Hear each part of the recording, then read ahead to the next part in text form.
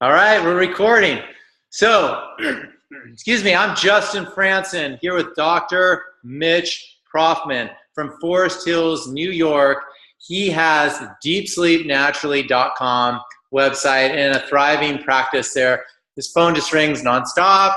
We were just chatting before. So, you guys, Dr. Howard Cohn and Dr. Proffman go way back. And, again, we're bringing the best in the business to you and taking you to be able to sleep beyond. Now, Dr. Proffman's a sleep expert. This is where he's focused. He really feels that our whole health is really dependent upon our quality of sleep. And so he has an actual website and an ebook that he sells, Sleep Soundly.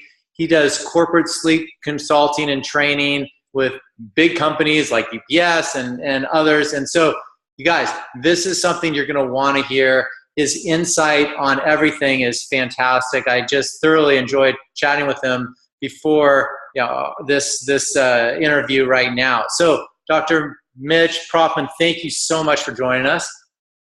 Well, thank you. I'm very, very excited to be on this summit. And as we discussed, right now, if I'm going to tell you something you could do that costs nothing, is non-caloric, and will increase your health and well-being more than anything else that you can do, somebody would say, I want it. I want to do it. So what is that thing? So a lot of people will say, well, it must be a new vitamin, a new nutrition protocol. Is it intermittent fasting? Is it paleo? Is it the bulletproof? And I'll go, no. And they'll go, well, what new exercise is it? Is it the high interval training? Is it using the bands, the balls, the this and the that? And I'll go, no. What is it after 35 years of being a holistic chiropractor and studying and evaluating every new product and idea? That's a little bit of my obsession. I have come to the conclusion that the number one thing for health and well-being is deep, healing, nourishing sleep. That's right, you heard it. It's free, non-caloric, and it is the most important thing you can do for your health and well-being. So what is deep, healing, nourishing sleep?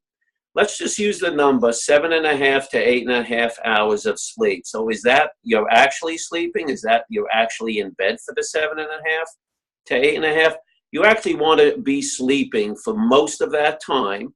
When you go into bed, you want to fall asleep within 10 or 15 minutes. You can wake up maybe once a night to use the bathroom, but hopefully you fall right back to sleep. Now, how do we get that 7.5 to 8.5 hours? That is the million-dollar question, and I will give you the answer. And as Justin said, I do have an ebook. There's 80 pages of things to do. There are so many things, and it is such a comprehensive issue to fall asleep, stay asleep, and wake up feeling like you're ready to tackle the day. And 30% of the adult population has some form of insomnia. So what is insomnia? We all hear that word. So there's three types: not being able to fall asleep. Many people are aware of that. Waking up in the middle of the night and not being able to go back to sleep, and then waking up too early in the day.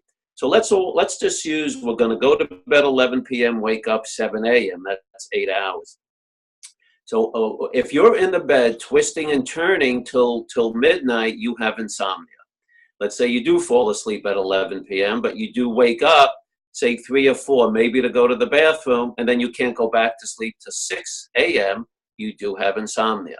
And then let's look at the third type of insomnia or sleep problems. That's going to sleep 11, but then you wake up 3, 4, or 5, and you can't go back to sleep, and you're staring at the clock. And that's the other form. So what I've come up with is a protocol and a process to help us fall asleep, stay asleep, and wake up happy, healing, and nourished. Now, we all know one of the first signs of not sleeping well is cognition. So that morning when you wake up and you missed maybe an hour or so of sleep, and it is quite auspicious that I'm on this talk today, because yesterday was we fell back, we got an extra hour of sleep. And everyone's very excited about that, especially the people who stay up late, and I got an extra hour. And then in the fall, we turn it back, but in the spring, it's spring ahead, fall back, so we lose an hour. Either way, daylight saving time is an archaic, old thing that we've been doing. And actually, on my Facebook page, as I told Justin, I'm a little obsessed. There is a there is a petition to get rid of daylight savings time. There's been books written about it. It's nonsense. And the day after, especially in the spring, that Monday morning, there were many more accidents because we lost 1 hour of sleep. And it's documented in the motor vehicle bureaus and everything. Also, starting today in New York, our elected officials have been going crazy, zero vision tolerance. What happens today in the Northeast, because I know Justin's in LA or California, is that it will get dark at 4:45, which is absolutely idiotic. Now, I don't want to go on to too long a rant about this, but it brings us back to sleep. In the Northeast, starting around now, people wear most of the entire body is covered. We had a warm October.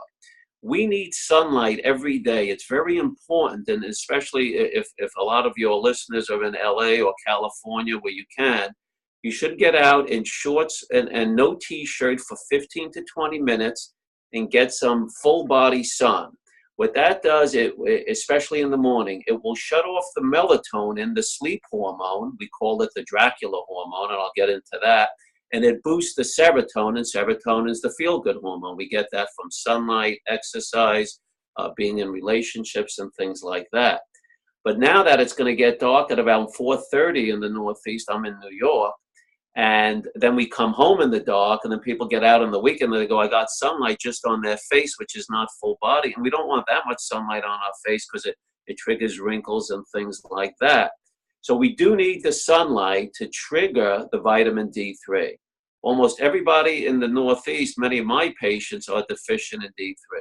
If you look at the levels, they say 20 to 30, but we really want it higher. And I do recommend most people take a supplement. And now they figure that D3 helps with everything, immunity, sleep, and things like that, but we're so deficient in it. So even though we gained an hour, it actually will take 1 week now to get used to this change in time. That's unbelievable. It's a form of jet lag. So just take this morning. When I woke up and I saw the clock is 6:30, it's really 7:30. So our bodies aren't used to it, so everything changes. So daylight saving time is a pretty silly thing, and it does affect us for the rest of the week, and it's just not normal and healthy. So I said we want 7.5 to 8.5 to feel like we could tackle the day. Our energy is up. So what are the other side effects of not sleeping? The three and foremost common is diabetes, high blood pressure, obesity, and even cancer. Because it's in total darkness that we produce the melatonin, which is an antioxidant. They did a study of shift workers, people who stay up all day, stay up all night working in Las Vegas and sleep during the day. There was a higher incidence of breast cancer in the women, and they attributed that to maybe a lack of melatonin. So the obesity, high blood pressure, and diabetes, I'll just give you an example. Most of you will realize that in the mornings when you wake up and you didn't sleep great, maybe 3, 4, 5 hours, that day you're grabbing for bread, pasta, bagels, carbohydrates, sugar, even coffee. The reason is we're trying to get that hit of serotonin, what I spoke about that you get from sunlight, exercise, and things like that. But if you're tired and fatigued, you can't exercise. So you're looking for bread, pasta, carbohydrates that will give you a sudden boost, sugar and caffeine, until it wears off, and then you need more sugar, more caffeine, and then more carbohydrates. So that's why many people, the day they don't sleep, just keep eating incessantly, and then you start to gain weight if it becomes chronic. What I tell people to do is, if they can, now these are sort of the pillars of going to sleep and staying to sleep. It's called sleep hygiene. And Justin and I were just talking about it before we went online. Number one is to go to bed and wake up the same time every day, including the weekend. The reason people call Monday Blue Monday is because if you're going to bed 11 and 7, going to bed 11 p.m., waking up 7 a.m. for 5 days. And then on Friday, I'm going out with friends, I'm going to have a few drinks, and then you go to bed 1 or 2, and then on Saturday, you wake up, say, noon, And then you do the same thing Saturday night. You're going to a wedding or a party. You stay up too late. You get home 2 or 3, and then you wake up maybe 1 in the afternoon. And then on Sunday, you try to go to bed at 11 p.m. again and wake up 7. The body rejects it. It's like permanent jet lag that we've triggered. So going to bed and waking up, even on the weekends, is a good idea. I know it's not always possible. Number 2, the room should be dark as possible. This is what Justin and I was talking about. He and I even have these glasses we wear, say, after about 9 p.m. You don't want to be in any bright light. You want the lights dimmed in the house. If you're looking at the TV, there's these special glasses you can wear. They're blue blocking glasses. And what they do is they stop the blue light. Blue light from our iPhones or smartphones triggers the brain to think it's daylight. So at least the TV you're far away from. But if you're sitting on your iPad or a phone and it's up close to your face, the light goes in, hits the pineal gland, and we think it's daylight. So you should stop using all electronic devices, especially things near your face or near your body, 1 to 2 hours. The iPhone actually has a setting that I trigger at 10 p.m. automatically. It will change it from blue and make it a nice yellow color. And then there's other things we could do. You should have blackout shades. The total darkness, especially in the morning, is so that as soon as the light comes in, even when your eyes are closed, it will trigger the pineal gland to stop the melatonin, increase the serotonin, the daylight, and that triggers us to wake up. So complete darkness. And then cold. The sweet spot most people agree on is about 68 to 69 degrees, the room temperature. And then we need quiet. We don't want any dogs, animals, and then there's the significant others. If a significant other is snoring or heavy breathing, you can use, there's a nose opener with menthol. It's called spray. You could use a neti pot. You could use things like that. Now that's only if they don't have sleep apnea and a snoring issue, or if you have. And then I use earplugs too, Heroes, because that'll help. Yes, earplugs are good also. Sometimes I haven't heard of that brand. I'm going to take a look at that. Right, I do recommend earplugs also. Right, that will help. Now, and then another little Oh, go ahead. And then another little trick is any of the soothing oils. So. We've discussed lavender oils. There's all these oils. It's also nice to rub a little bit on the pulse points, your wrist, a little bit on your neck. And I even massage my feet with ashwagandha oil before bed. Ashwagandha is sort of like Indian ginseng, and that's also nice. It's a little esoteric. You could just rub your feet in with lavender oil. Everyone knows lavender oil, and it is very easily accessible. Yeah, my wife has a Campo Beauty essential oil company, and so she has her lavender, the Relax blend, which is fantastic. And so she'll put it all over her pillow and on the bed and on her, and just really take it in. And you're right, when you hit these pulse points and you just breathe in, it can send that relaxation through your body instantly. You don't have to consume it. Like your body, it'll ignite your whole system in the right way just by putting them properly on the pulse points. It's fantastic. Right. Now, so Dr. Proffman, talk about the full moon and the effect on the body of a full moon, because I know everyone's energy shifts and all. Tell us more about that. Right. So if we realize, especially we've had all these storms recently, a lot in the Northeast. I know you guys have had, your problems with wildfires, but they always talk about when we had all these hurricanes, very recently in the Northeast, that they always say high tide, and high tide is linked to the moon because, the earth is 70-80% water. Our bodies are 70-80% water. And then the moon triggers the high tide. So it's not just, La Luna, lunacy, is that we are triggered when the moon is full, that our bodies can be affected. They say there's higher incidence of accidents, aggressive behavior, crimes and things like that.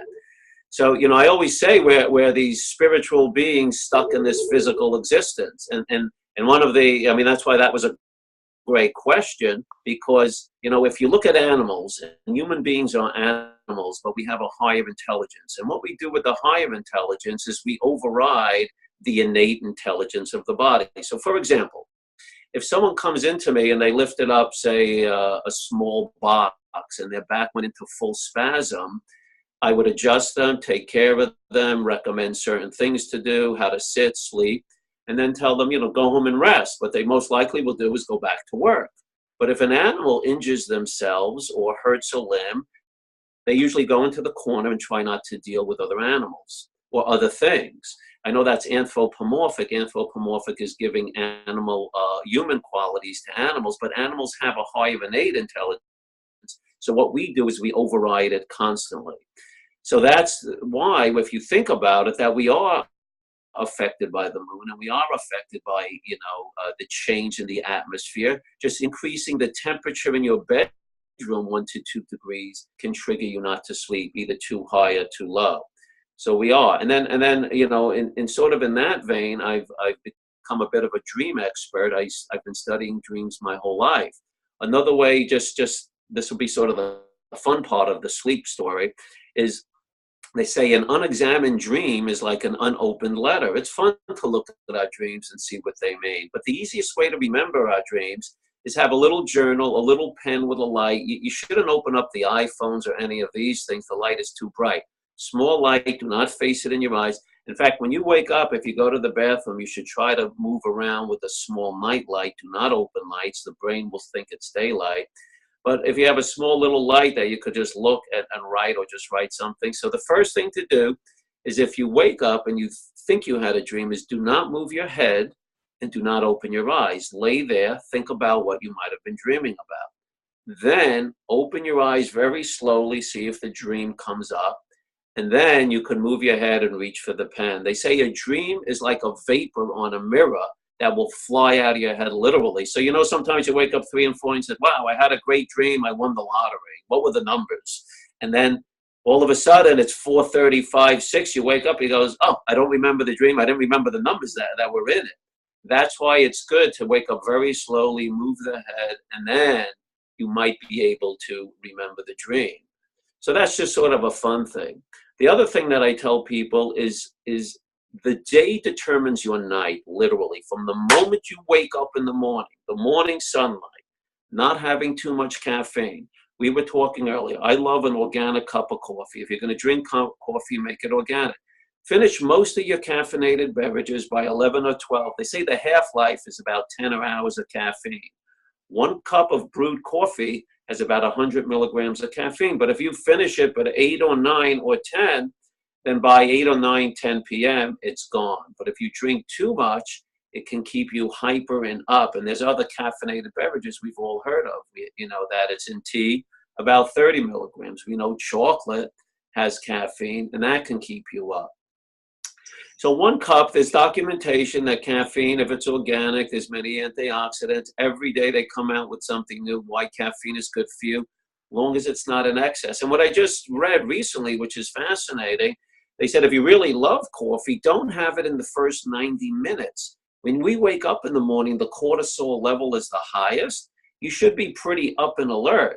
So they say wait, you know, for 90 minutes, then have the caffeine, and then you really get that little jolt, because you had the original jolt of sleeping well. Now, of course, if you didn't sleep well, then the problem is you might need the coffee, and that becomes a vicious circle or vicious cycle where you're using that. And that's the same. And I never tell people to use caffeine in lieu of sleep.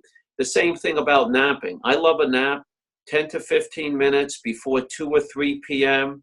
If you go longer, it could interfere with sleep. And that's basically, you know, you wait, you know, from a nap, but you don't want to use sleep in lieu of, you don't want to use the nap in lieu of sleep. Now, the other thing is another little trick. Another little trick The file. is to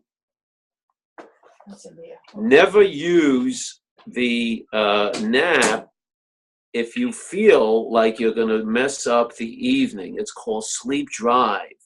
So if you only have insomnia once in a while, not a big deal to grab that nap. And also, if you're going out to a big party on the weekends, that's okay. That's fine. You know, like if you're going out, you know, Saturday night to a wedding and you want to catch that nap. But the day that you're not sleeping well, if it becomes repetitive and you use the nap, your sleep drive, which is really the urge to go to sleep, sometimes you're going to sabotage that. So you don't want to use it that way. But to use to make you feel good, many famous people, you know, enjoyed the nap and things like that. And then the one of the other things that, you know, is extremely important is diet. Now, I always say, because now we have everything. We have intermittent fasting. We have paleo. We have the bulletproof. We have all these things. And the same thing with exercise. We have high interval training. We have, you know, bands and things like that. We have yoga. And I'm a fan of all of it. But we're an experiment of one. So I preface this is that your day determines your night. You want morning sunlight. The breakfast should be, you know, I'm not a big fan of intermittent fasting. Bulletproof and bulletproof coffee is fun.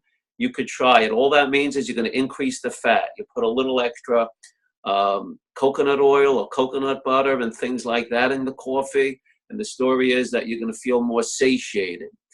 But my favorite quote about diet is, it's better to eat beer and franks with cheer and thanks than kale and sprouts with fear and doubt. If you're going to eat something, enjoy it with a good consciousness. So if you wake up in the morning and you go, well, I'm going to have Dunkin' Donuts today, that's fine. But if you're going to have Dunkin' Donuts every day, it's a problem. Yeah. If you eat it with good consciousness, if you want to eat some extra pasta one day, it's okay. So you don't always have to be, you know, strict with the organic vegetables, grass-fed butter, grass-fed, you know, meats. But that's the way I am. Yeah. And you should embrace that. But if you're going to eat something, don't obsess that it's going to make you sick or you know, trigger you not to go to sleep and things like that. Now, one of the biggest buttons right now, just real quick, I know we'll end it with this, is the EMFs, the electricity. I mean, getting dark out of your room is includes the frequencies that you can't see as well, correct? Right. So what I say is you do not even want the phone in the room, because there's EMFs and you could hear alerts and there's things coming in.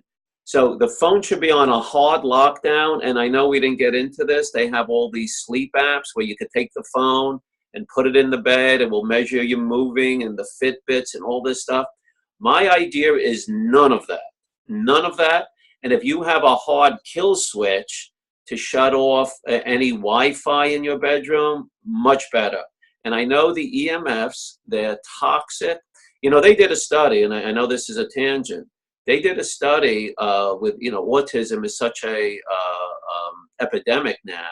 And they've done some research saying that maybe a lot of these people are, you know, the parents, while they were pregnant or their children were around a lot of EMFs with the phones and the Wi-Fi. I mean, nobody really knows. So if you could eliminate it, not sit on your iPhone, you know, till the moment you go to sleep, not even watch, you know, my recommendation is the evening going to sleep should be a ritual. You know, sleep is really a spiritual experience. You have to sort of just surrender to the night. It's an amazing thing. We were just discussing 2 minutes ago, Justin and I, well, you know, there was a car accident outside my house. I couldn't go to sleep. You can't go to sleep. If you're hyper about relationships, money, jobs, watching the evening news. Last night, I'm a big fan. I've run 3 marathons. The New York Marathon was yesterday, an American woman one. I was so excited. I'm driving home. I heard about the shooting in Texas. I'm actually getting thrill bumps right now. I couldn't turn on the news to watch about the marathon because I knew the lead story would be that. And they said I had a great day. I don't want to hear that.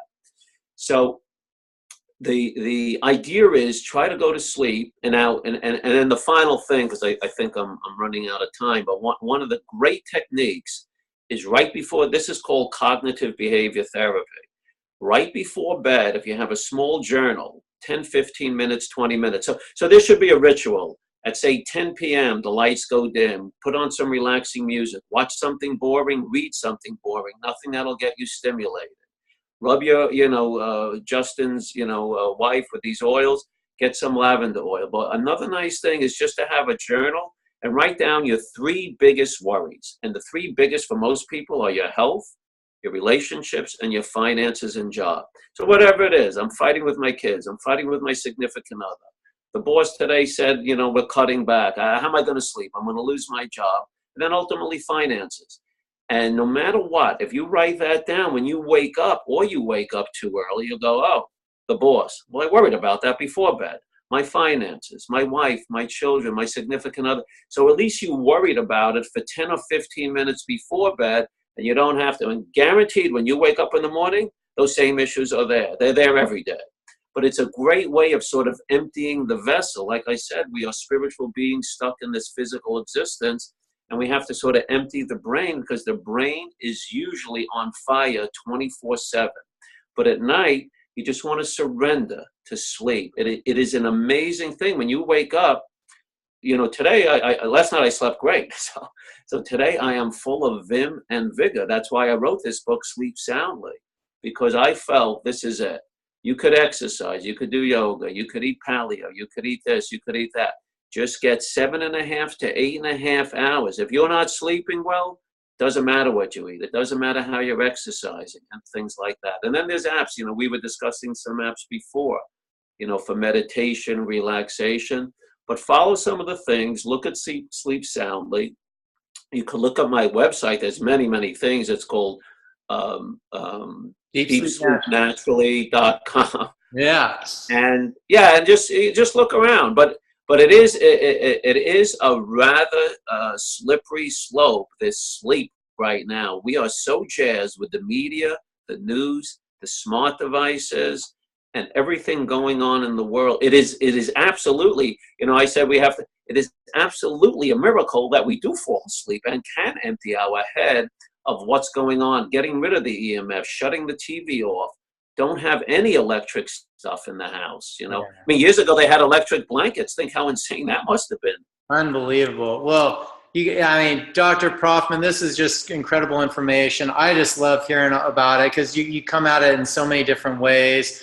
We have, you guys, everyone, there's so many incredible products and information nutritionally that he recommends. You check out Sleep Soundly. Go see him in Forest Hills, New York. I have the EMF solution to harmonize the EMF stuff. That's what this summit's all about, is really bringing these great products. My wife has CampoBeauty.com and her essential oils with lavender. There's just endless. We had AV Stim, for their Mind Spa Speak, just to clear your mind. There's endless amounts of fantastic products. And you're right. This topic is probably one of the biggest ever, and you hit it nail on the head. It's like, if you can't sleep and recover and rest and digest, your vitality is just going to be close to nothing. So it's the most important topic we could ever talk about, and combining nutrition with it, and all the little simple tips for nasal opening the passages, less noise, and just all the combination of it's fantastic. So thank you so much for taking our Sleepy on. You're welcome, and I hope everyone has sweet dreams. And just one final note, there are an abundant amount of medications, and the most popular is Ambien. When Ambien came out, it was actually prescribed for 7 to 10 days. People are stuck on it for 7 to 10 years.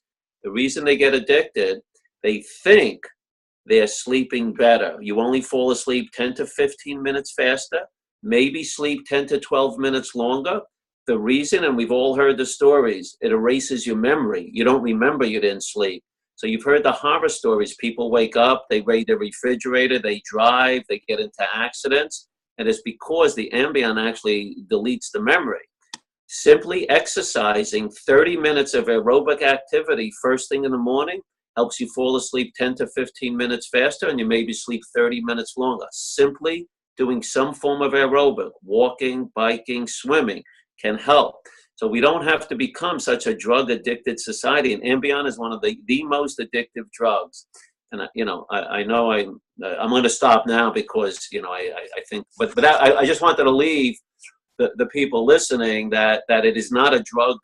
This sleep is not there is no drug to answer the problem of not sleeping. I wanted to leave there is no insomnia cure in drugs ever.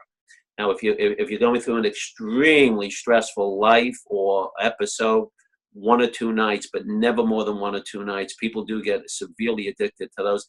And as we know, right now, the opioid epidemic is severe, and the sleep and insomnia epidemic is as severe, and the medications are as intense and as impossible to get off it. So I'm going to get off my soapbox now because I could stay on for another hour. I know, and we would love to hear you. So listeners, now you got a taste of Dr. Proffman's wisdom and knowledge of the body at such a deep level, and so blessed to have you on. So thank you so much for sharing your information with us. And you guys, again, deepsleepnaturally.com. Check him out. Get his Sleep Soundly book. He sells it on his website. It's going to be something that'll facilitate allowing you to sleep beyond. So thank you, Dr. Proffman. Thank you. It was an honor to work with you, and I'm looking forward to more in the future. Thank you so much. Thank you.